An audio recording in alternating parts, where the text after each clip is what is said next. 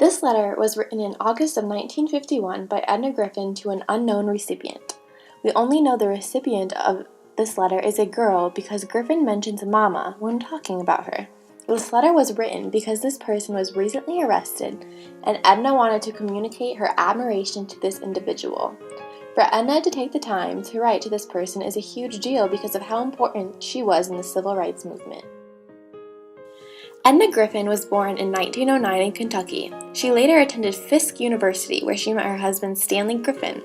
The couple moved to Des Moines in 1947. Racial discrimination in Iowa at this time was not good. More and more African Americans were moving to Iowa and moving to the bigger cities within Iowa. A lot of whites did not like this and treated blacks very poorly. In July of 1948, Griffin, her daughter, and two friends entered the Katz drugstore, and Edna ordered an ice cream soda. The store refused to serve her because they weren't equipped to serve colored people. This did not sit well with Griffin.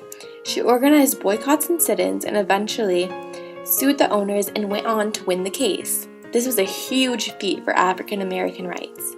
Griffin continued to fight for rights by organizing people to walk in the Martin Luther King Jr. March to Washington, formed different organizations fighting for equality, and was a huge advocate for world peace and equality for all.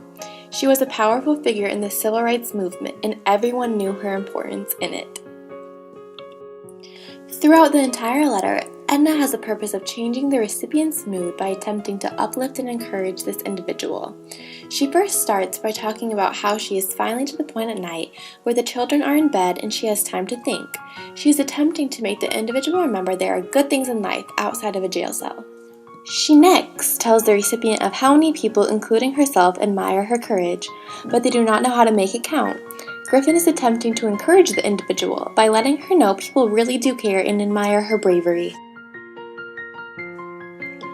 Finally, Edna says how she herself draws inspiration and energy to look for peace so that no child has to worry about Mama being taken away. This again is said to uplift the recipient. She now knows that whatever action she took wasn't for nothing. What even speaks more to the individual is that Edna Griffin herself is writing the letter, that a human with such importance admires her actions and is attempting to make her have hope once again.